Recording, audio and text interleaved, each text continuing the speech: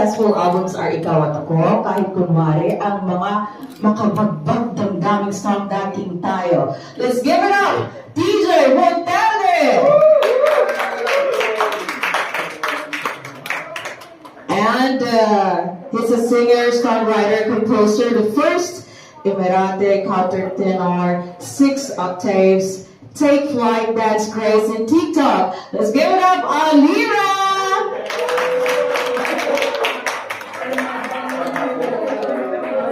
Hi, Alira. Hi, Alira. Hi, Alira. And siya lang naman po yung nagpauso na expression na wapak, ganun, and welcome mga kakulto. She's been in Dubai for almost every year. Ganun siya kamahal ng ating mga kababayan dito sa Dubai. One of the most versatile comedians, singer, television host, comic diva, Kay Brazos!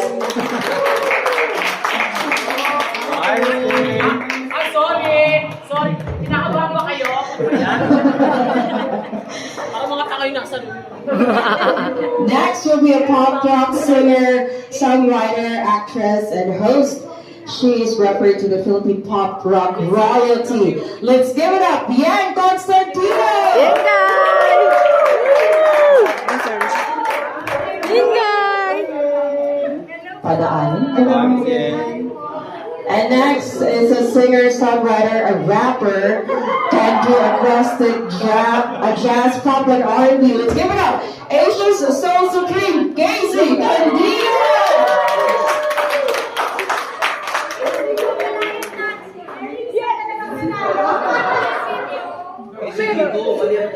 Thank you.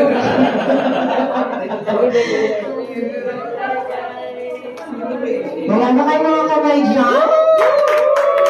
And a singer, an actor, TV host, commercial model, and the first grad champion of ABS Star in a Million. Let's give it up, Prince of Pop, Eric Santos!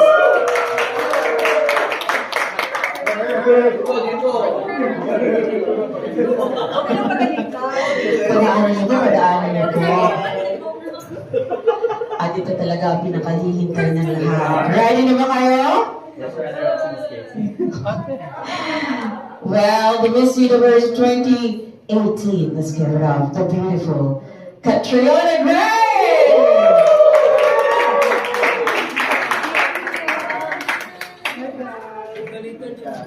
Hi everyone, thank you. Conference of Paskong Handog sa Pinoy is going to be on December 10 tomorrow. So again, we'd like to say thank you to our media partners, Export Media, Global Filipino Magazine, Kabayan, Golf Today, Golf News, College Times, City Times Magazine, The National, Tag 91.1, Commonsin.ae, Dubai Vibes Magazine, and to all our vloggers and TikTokers who's here. So hi, you'd like to say hi first, please? Anyone? Hi everyone! Bakit kailangan pa ng mic para kikinig? Hello! Hello. Ooh. Hi! On behalf of everyone here, thank you so much for taking the time to come out and give us such a warm welcome. I know I'm really excited to be here and I'm in such amazing company. Thank you to all of the media partners, to Creative Minds for bringing us here to beautiful Dubai. I'm so happy to be back. Salamat sa inyo. Kung ano may sinabi niya, okay. So, I think, yeah. So what? later ang mga tanungan. Hindi pa nag-show yan. Hi everyone, thank you so much po for coming and for just taking your time para makasama kami ngayong hapon. We're very excited to do the show tomorrow at sana ay hindi pa po kayo sawa ng sunod-sunod yung mga shows. Bukas po, kakaibang show ang inyong mapapanood dahil iba't ibang classic music at katatawanan ng i-offer namin sa inyo. Yes! Hello guys. Maraming salamat po for coming. And actually, sobra po kaming looking forward to this show dahil ito po yung kauna-unahan naming malaking show since the pandemic. So, excited po kami magkita-kita po tayo bukas. Gusto ko po namin pasalamatan ang aming producers, Creative Minds and Events Organizing. Palakpakan po natin sa cornerstone talents din po. Palakpakan po natin. Sa lahat po po natin. So, thank you po.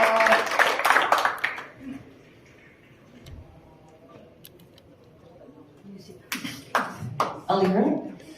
Well, first of all, I just want to say thank you once again for having me for another concert with the Creative Minds. And honestly, I feel like I'm dreaming right now. I just want someone to pinch me right now because it was just like a few years back. I was watching all these artists, you know, who are also my idols, my inspiration, like through a phone screen, you know, through YouTube, and I'm just like looking at them, and like they inspired me through my music and also comedy and stuff. So I just, you know, I'm so overwhelmed. I can't wait for tomorrow. We're gonna have so much fun, and we're gonna give you guys a show that you guys don't want to miss. Thank you.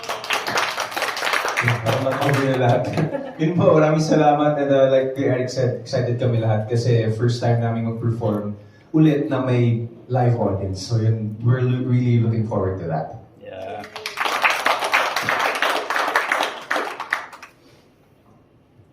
On behalf of Creative Minds Events Organizing, I would like to say thank you for all of the artists to honor us and come here. I would like to say all the crew, thank you, Cornerstone, all of the crew. And I would like to say all of the media and bloggers and TikTokers who are support us. I invite all of you tomorrow for Paskong Handog sa Pinoy, and kita tayo. Amazing! For the very first question, syempre, Arlie from Global Filipino Magazine.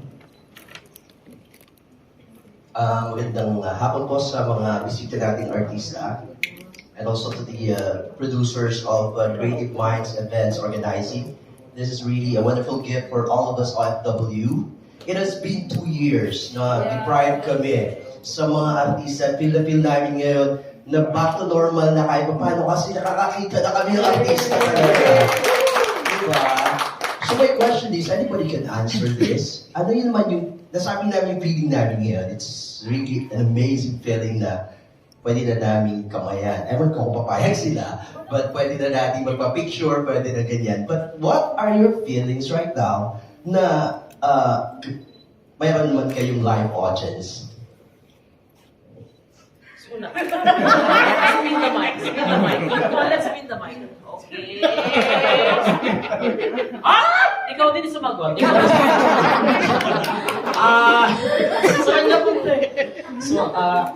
Actually, sobrang blessed, no? You know, unang-unang iisipin nasa tuktok ng aking utak. Sobrang blessed kasi hindi naman lahat ng artists ay nabibigyan ng pagkakataon makapag-show abroad. And Dubai is personally, is very close to my heart kasi every year ata wala kayong kadala-dala. Yes. Nandito ako. Kaya naman pinaghahandaan ko naman, kaya ang suot ko lang tomorrow lotion. Kapakalibaw ko kayo na, hello! Hindi. Ang ganda po ng grupong ito. I'm super excited kasi I know you have Alicia Keys also. Yesterday may show that this time, kompleto suricados kumbaga eh. Kaya, at saka live audience, alam ba kung gaano ako gigil na? Kasi lagi na lang camera ang kaharap namin pa nagsho-show or may mga noontime show ako, may singling. Gusto ko na makarinig ng palakpak. So, sobrang blessed. Yun lang po talaga masabi ko. Yun ang feeling ko. Overwhelmingly blessed. Am I right? Oh my God.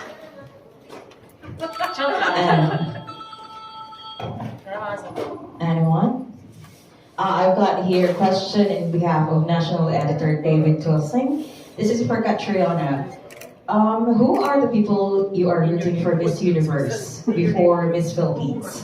And also, Bahrain is taking part in the pageant for the first time. What do you think of this? That's coming from the National Editor David Tulsing.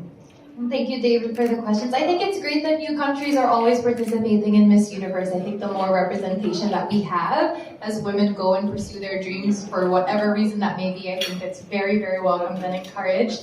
And I guess we'll just have to see December 13th. Let us support our bet, Miss Philippines Beatrice, as she goes after the Miss Universe title. Sana for the Philippines. Thank you very much. Anyone? Kimmy first. Hi! My question will be for anyone. Of course, like, bashing is rampant, and some of here are vloggers and TikTokers that receives also bashing. Hindi ko na mag-English ako, di ba? Nakakatalino. My question is, what is the greatest lesson you learned from a basher?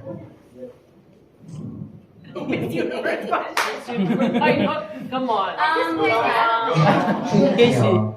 there's a silver lining. Yeah, and I just want to say, all in moderation. Ganito lang naman yan eh. Wala pa ako personally, wala pa ako nakilalang basher na personal akong tinatuntan na alam mo, hindi kita gusto. They're all just keyboard warriors, we call it, diba? Wala pa ako nakikita na lumapit sa akin, hindi kita bet. Wala pa naman ganun. So feeling ko lang ito yung because of social media. And yung feeling natin na lahat pwede na sabihin. At saka ganito lang, hindi mo pwedeng anuhin yun eh, kasi pag yun ang inisip mo, wala. Hindi pa ano yung trabaho mo, yung passion mo talaga, di ba? So, dapat talaga, hindi ko not please everybody. It's that simple. Kaya, gawin mo lang kung anong gusto mo, mas malaki na pakta ko. At nagbibigay saya ka. Sa mga basher, hingay.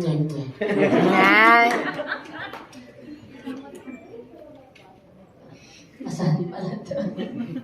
Siguro hindi lang naman sa isa, but I think every time na nakakakuha, siguro ako, I think I can speak for everyone, na every time nakakakuha kami ng mga comments na medyo hindi maganda, parang it's a reminder for all of us na you will never be everyone's cup of tea.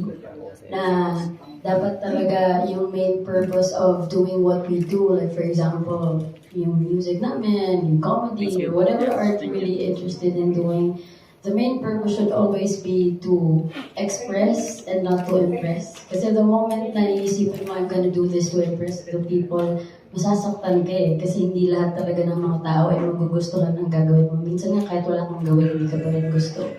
So, yun siguro, parang yung mga bashers naman din kasi na yun, they keep you grounded. They remind you na kahit sobrang galing mo, meron ka pa rin at meron pa rin pwedeng ipon na sa'yo.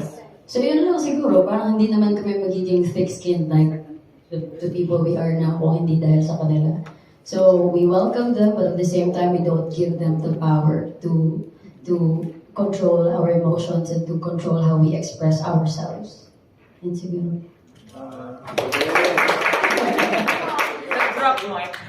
Thank you very much. And this question is on behalf of College Times. This is for Casey, Yang, and Eric. You are frequent performers right here in the UAE. What do you love most about your trips here?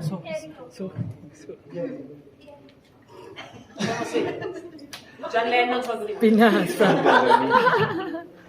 Ako po, yung audience. I mean, every time na magkakaroon po kami ng show sa iba't ibang parte ng mundo, especially dito sa Middle East, especially here in Dubai, talagang ramdam namin yung init ng pagmamahal at suporta ng mga kababayan natin dito. So, napakasarap pong mag-perform sa audience na alam mong sabik na sabik sa musika mo. So, yun yung pinakagusto ko sa Dubai. Talagang ibang klase yung crowd. So, that's why I'm really looking forward to our show tomorrow. Dahil alam kong magugustuhan niyo po akong inihanda namin sorpresa, inihanda namin show para po sa inyo lahat. Ako po hindi pa po show. Talagang, kasi po, dito po ang pinakamarami, I guess, na Pinoy kahit saan ka pumunta. Pinapakita talaga ng mga kababayan natin kung gaano nila kami kamahal. And yung pananabig, ganun. At ang dami po namin discount na nakukuha. Baka yun, hindi mo talaga pinaka-favorite ko.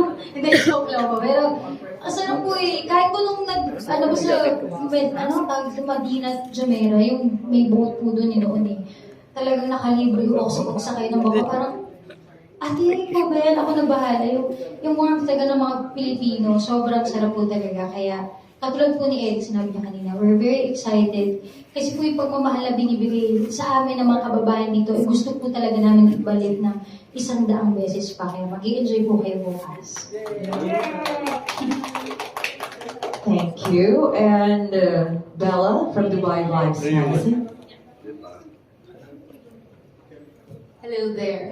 Good afternoon, everyone. So, yeah, it's been a while since you last performed a concert, and then this is the first. I guess this is the first time again to perform live, di ba? Ano po yung mga challenges na experience nyo during pandemic times, and how do you cope up? Thank you.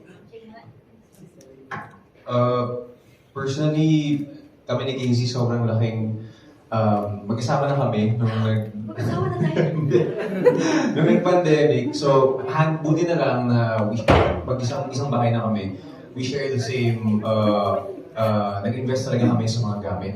Yun isa sa mga naging mahirap na adjustment from performing live. Kasi dati pag nag-perform ka na tayo, kasama yung banda mo, may makeup artist, merong ready na lahat. But nung nag-pandemic, yun yung isa na struggle, malaking struggle. Kasi we had to gumawa talaga kami ng parang mini home studio for the virtual gigs at may pang ibang mga challenges. So, siguro yun ang isa sa naging major challenges ng pandemic as performers sa theater.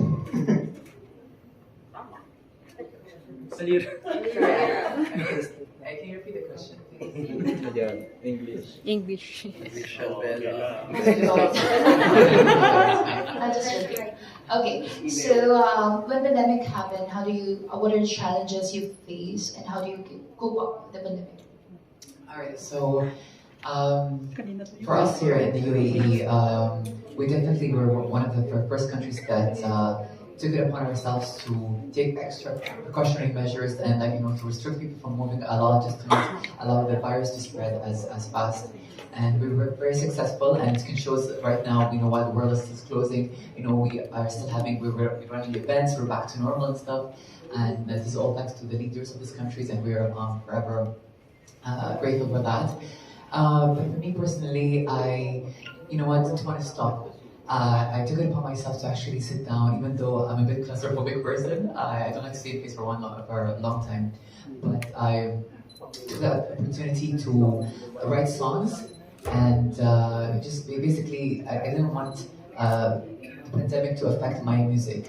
So I would have Zoom calls, in Los Angeles or wherever it is, and then we managed to create amazing songs. And actually, one of my the debut single, I actually did it during the pandemic period. Yes. Thank you.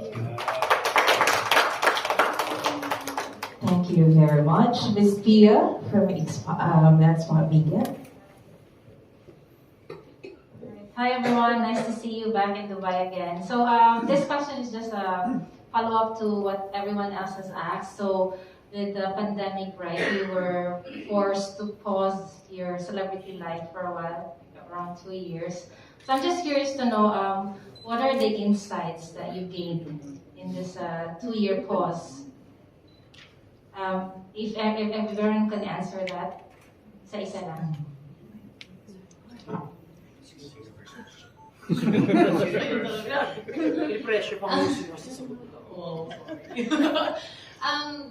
I think the pandemic was a great equalizer for everyone, because everyone was affected, no matter what work you were in, your age, path that you were on. Everyone experienced challenges. For me naman, it was being away from my family. That was really, really difficult for me. I'm an only child, and I was away from my parents the whole pandemic. And it was such an unsure and uncertain time. But I think it really allowed me to have a lot of reflection and introspection. It was definitely a really difficult time talaga, but it just, I think, and I speak for all of us, I think, when it really taught us to be, really thankful for what we do have. Whether that be a roof over our heads, or that our family is safe and healthy, or that we have friends that check up on us, or we have food on our table. It was really just, I think it humbled all of us.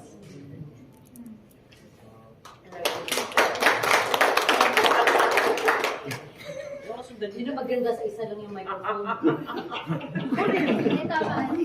Tama naman.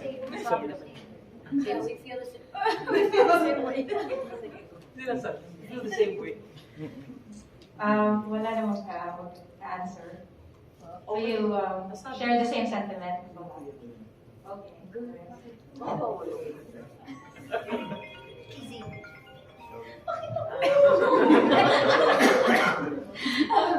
Sa akin siguro po, actually sa amin na TJ, dahil nga we got married in the middle of the pandemic, siguro ang pinaka natutunan namin ko is to take each day as it comes. Kasi as a person, I'm a planning freak. Like if I could plan the entire year, I would. Pero nung 2020 talaga, ni isa sa mga plano namin hindi natuloy, except for the wedding of course. But even that, plano pa namin siyang i-postpone muna. Natutunan ko talaga na it is okay to plan for the future, but it is not okay na hayaan natin na i-rob ng future ang present natin of the beauty that it is. Kasi kaya siya tinatawag na present because it's a gift. Okay po. So, yun siguro po yung natutunan namin sa pandemic to take our calls outside. Pero yun po, to take each day as it comes and plan, but make sure na you're always open to the changes kasi hindi naman lahat ng plano na ginagawa mo sa buhay mo nasusunod. Yun siguro. Ito, madami insight and income. Lahat naman na nasabi nila. No? But for me, it's not the material things that matter. I think it's the relationship with the people who matter to us. Yun yung feeling ko dapat mas nag-focus talaga tayo even before the pandemic. And yun yung naituro sa akin ng pandemya na yung life is fleeting. Diba? Parang just like that, pwede bawian tayo ng buhay. Dahil ang dami-daming nagkakasakit, ang daming namamatay, diba? But I am always grateful that we're still here, we're still alive, and we're thriving. So I'm always grateful to God. Kung ano yung meron ako ngayon, sobra akong thankful. At ngayon na sa Dubai kami, talagang napakaswerte namin at napaka-blessed kasi sa Pilipinas kasi hindi pa po pwedeng mag-show. So, sobra kaming overwhelmed sa support ng mga kababayan natin dito since dumating po kami dito sa Dubai. Hindi po namin kayo makakalimutan kasi first time po namin mag-show after since the pandemic. So, this is gonna be a very special show for all of you and for all of us as well.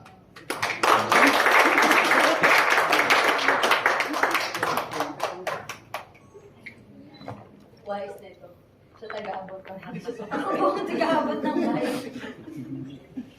So thank you so much, guys. That was a very inspiring insight from all of you, and we're excited to see you tomorrow perform for everyone.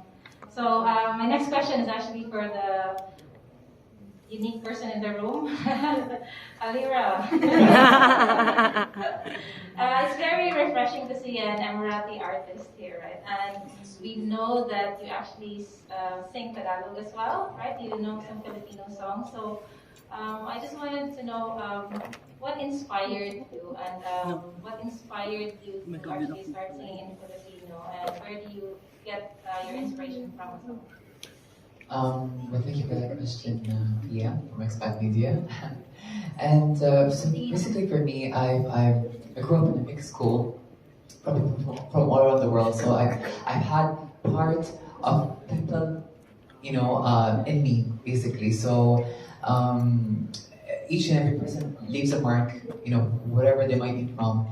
And so growing up, I was like, you know what? How can I pay tribute? How can I pay respect?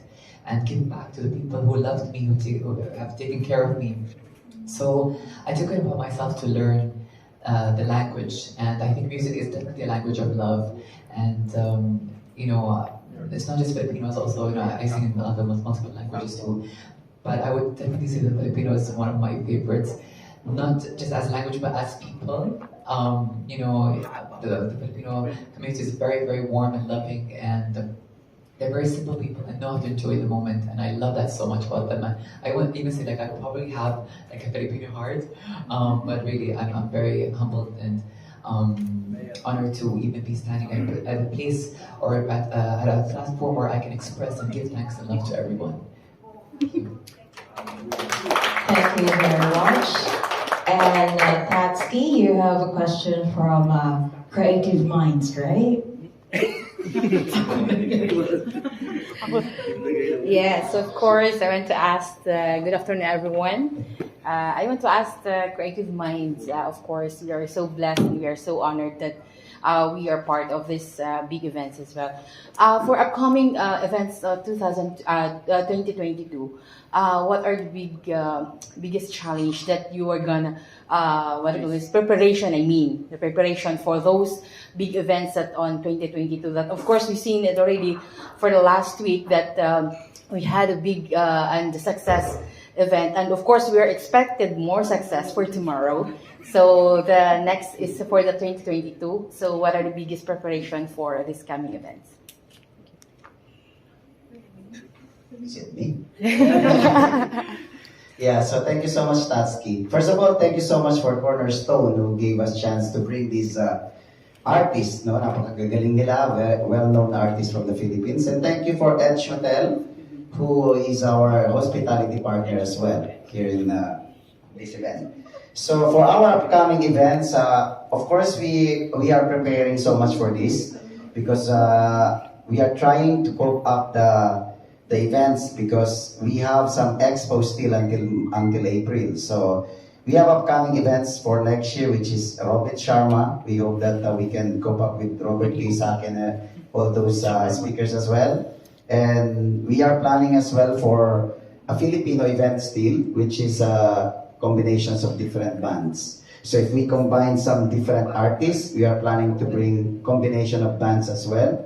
Na alam namin nagugustuhin ng mga Pilipino, no? So actually, we have some what they call this international artists again, which is hopefully we can close the deal for, nabanggit na namin ito sa nakarang press conference with MLTR, which is yung si Mark Martel. So, hindi man namin masabi lahat ng events, but we are planning a lot of events for next year. And we hope for your support still for next year. Because of course, this Paskong Handog sa Pinoy is, ginawa namin siya para lahat ng Pilipino na alam naman natin, we are all Filipinos, no? Except these two, they are Ukrainians. But all of us affected with the pandemic. And because of that, gusto namin maghandog ng isang Christmas celebration with the Filipinos. Yun talaga yung purpose ng Paskong Handog sa Pinoy. And because of getting these artists na nag-prepare for us, so we hope that we can bring more Filipinos tomorrow. So thank you so much for your support. Thank you very much. And this question is on behalf of Golf News, editor Jennifer Barreto. And this is for all the artists. What are your Christmas plans this year? And this is for Catriona. Miss Universe 2021 pageant is going to take place soon. Do you feel nostalgic about the time you won it? And as a performer, how do you feel to be back on stage? I'll tatlong questions. Okay, go first. Christmas plans. Unfortunately, I'm not able to visit my family this year. Medyo mahigpit pa sa Australia. So, next year na lang. But that's not to say I won't be with family because my friends at home have become family. So it'll be a very quiet Christmas for me.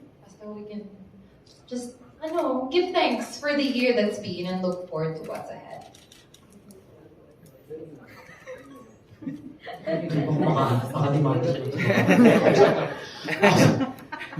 Ako naman, Christmas not so much ako may plano.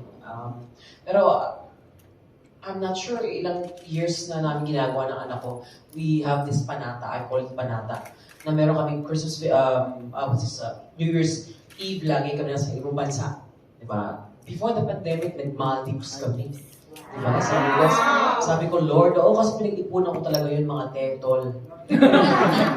Kaya importante yun mag-ipon, ibang ipon sa travel, ibang ipon sa bahay, ibang ipon, gano'n mga isena. But anyways, so blessed ako na nakapag-ipon ako, nakapag-Maldives kami. This time, dahil hindi ko pa nakakaloka, hindi ko pala punta yung Siargao. So, mag-Siargao kami. So, yun lang. Yung mga simpleng gawa na kami ng anak ko, importante kasi kami ng pamilyang magkasama. So, ayun ang aking plano. Sa Christmas, world peace. Para, I know, right? Gusto ko lang ng world peace and Pinoy peace. Mali. Ako po, simula po kasi nung kinasal kami ng asawa ko, naging ano po namin na laging lumalabas ng bansa. But this year po, siguro nga po dahil sa pandemya, napakalaking dapat ipagpasalamat sa Diyos na nakakasama mo yung pamilya mo. At na talagang bagay na spend time talaga sa family. So ganun po, gumawa na po ako ng itinerary namin. For 3 days, magkakasama kami. So mag-start po ng 23 hanggang 25 po magkakasama kami. Papalaro sa mga pamangkin. Hinanda ko na po yung listahan ng mga lulutuin, pati mga nakatoka, sino magluluto. Tapos ang regalo, nagbubili na rin po dito. Kasi yun nga po talagang napakalaking pagpapasalamat sa Diyos na magkakasama pa rin kami ng pamilya ko kahit po my mom passed away 2 months ago. Kaya po ngayon, sobrang celebration lang din po ng life niya at syempre na kami po na remaining na family na magkakasama. So, yeah, family time. Ako po kung may trabaho pumasok ng Christmas, baka yun po talaga yung gawin ko. Basta, seryoso po, basta bye-bye. Ang feeling ko po ata mag-Christmas kaming lahat sa Subic, plano-plano pa kayo. May quarantine tayo, 26 pa tayo pwedeng lumabas. Pag may home quarantine tayo, 26 pa tayo lalabas, baka plano-plano kayo. Taping ako ng 18. Wala rin makakalimutan. Hindi, pero kami kasi po nag-DJ, both families din namin nasa Mindanao. So, baka kaming dalawa lang. And, yun, baka kaming dalawa lang talaga po muna. Tsaka yung aso namin, baka kami na lang muna mag-Christmas celebration. Oo, nag-Christmas naman na kami last year, din wala na masyadong. Hindi, pero yun po. Basta naman, alam namin na healthy yung both families namin, na kahit pa paano, despite the situation we're in, ay may trabaho pa rin na pumapasok. Sobrang masaya na po kami doon. Sobrang grateful, thankful na yun, na meron pa rin mga blessings and that marami pa rin mga bagay that we should always be grateful for. So, yun po siguro. Yan yung plano namin sa Christmas. Pero pag may work talaga. Ako, well, for me, and I know for all of us here, Christmas naman has always been about family. So, sa bahay lang, actually, prior to pandemic kasi, lagi kaming nagre-reunion sa bahay with my other relatives. So siguro this time, last year, we missed that. This year, sana magkaroon ulit, pero may protocols akong ginawa. So kailangan lahat naka-antigen, lahat fully vaccinated. So para maka-enter sila din sa bahay. Ayun lang. Family pa rin, family reunion, and basta masaya ako kung kasama ko yung pamilya. Balik kay Miss Universe. Sorry. Christmas plans. Okay, so first of all, maybe again, immorality from here, we don't celebrate Christmas per se, but as a country, we always welcome and celebrate other celebrations and people coming together. And for me, as a person, Christmas, Eid, which is basically our celebration where we celebrate Ramadan and stuff, all this comes down to one thing, and that's love. People coming together, we sharing same, food on the same table and stuff, and just basically enjoying each other's company. And to me, you know what, this is a celebration, and I think every time when people come together, for me, I would say that's Christmas, that's Eid, that's Ramadan, and I'm just so blessed to have like amazing good people and family and friends all around. All year, I would say, because to me, every day is a celebration with beautiful people like everyone. Thank you, guys.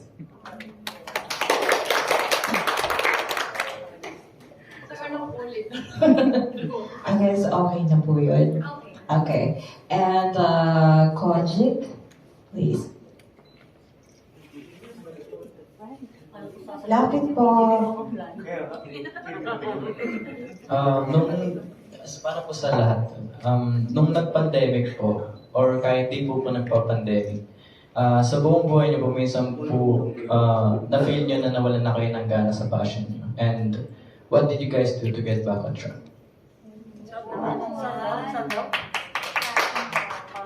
Very good question. Personally, I think I've come across that quite often, especially when I was just finding my way in the world at 18. Siguro, I think it's also okay to accept that as an individual, your passions will evolve and transform as you grow as a person. It's not to say that you need to have that certainty, like, as soon as you come out of high school, like, this is what I'm gonna do and this is what I wanna do. Like, syempre, that's gonna grow and transform as you do. When I've lost, like, the spark, or the joy in doing something, I really have to go to the root is, why do I want to do that thing? And at the end of the day, when no one else validates me, am I fulfilled by doing this?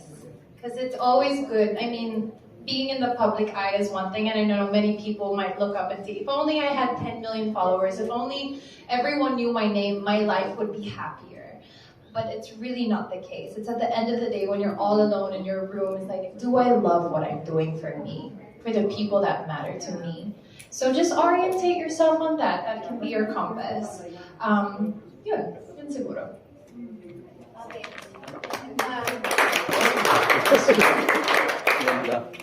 Ganda. Paano ko sundan yun? Wow. Dapat ikaw na uhuli. Ha? Yung pauna, ibinibigay nyo ng mag-agap. Hindi, ako, sa buhay ko, hindi ko nabilang eh. Yung ilang beses na ako, parang ayoko na ata. Hindi ko na ata gusto ito. Parang, meron ba akong ano, parang, meron ba ng time para magkaroon ng K-process talaga na mabigyan ng chance sa mag-shine. Maraming beses na yun. Kaso, laban lang, kapit lang, sabi ng Tarshir. Di ba? Kasi,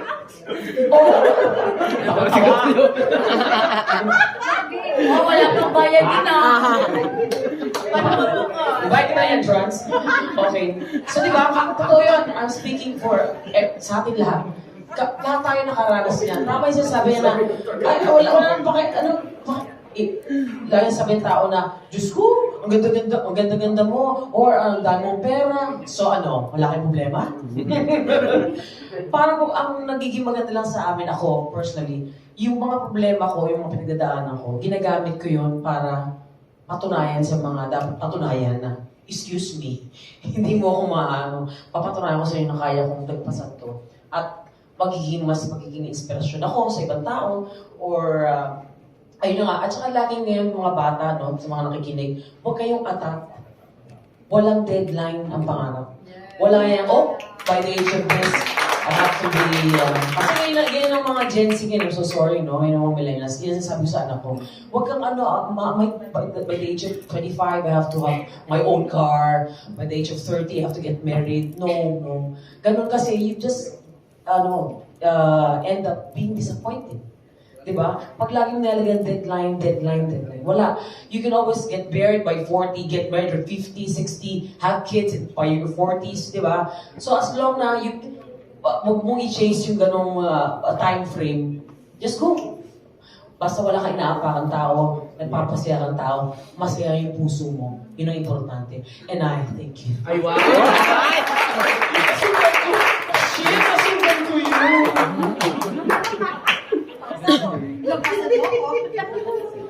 Doon tayo sa nakaping. Ay, nabasa mo. Ganda mo. Ayaw mo yan. Ano nga ulit yung tanong?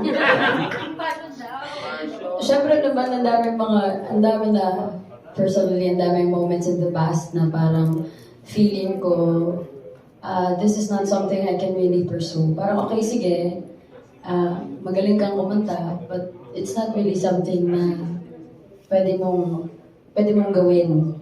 Parang ganun. Ang dami mga beses na naramdaman ko na ganun. Kasi nga, sa Pilipinas, di ba, lalo-lalo na ng mga siguro, more than 10 years ago, no? Yung pagpasok namin ni Ate Yeng, parang yung mga singers like us na hindi naman talaga bumibirit, hindi yung kinakanta yung mga usual na yung mga power belting songs, hindi talaga kami nako-consider dati na magaling. Para ganun. So, kala ko dati walang shot for me to aim for my dreams, to make my dreams come true. Pero sabi nga ni Kath, it's important na you surround yourself with the people who really believe in you and who believe in what you can do as an artist and as a person. And for me, yung cornerstone yung naging ganun para sa akin nung time na parang feeling ko wala nang mangyayari sa career ko, sa music ko. Yung cornerstone yung sumalo sa akin, yung cornerstone yung nagsabi sa akin na, no, you are special. Kailangan mong i-embrace yung pagiging special mo kasi yun yung nagpapatatak sa iyo sa mga tao. Parang ganun. Yun siguro, if ever you encounter those moments, make sure na may mga tao sa paligid mo na kilala ka at alam kung ano yung kakayanan mo at naniniwala sa iyo despite everything you're going through. Yun siguro. Thank you very much. Maraming salamat. Again, we'd like to say thank you sa ating mga media partners, sa ating vloggers and TikTokers. And Mr. Eric, would you invite them tomorrow, please? Yes, on behalf of everyone here, we would like to invite all of you. Bukas na po, Paskong Handog sa Pinoy. Ito po ay magaganap sa Festival Arena. December 10, gates will open at 4 p.m. but the show will start at 8 p.m. Magkita-kita po tayo. Sa lahat ng hindi pa nakakabili ng ticket, guys, bumili na kayo dahil napakagandang show po ang inihanda namin para sa ating mga kababayan dito sa Dubai. Thank you very much. And Miss Alex, you'd like to invite for tomorrow? Guys, we are really waiting for all of you to celebrate Christmas together with all of these great celebrities. If the truth, I don't want to make sense someone sitting here, but I'm really waiting for Kate Ross because I know that she's always bringing smiles for all of us, for all of you, even now. So thank you so much that you're coming here. All of you guys, we really enjoy that you're coming here. So see you tomorrow, all guys.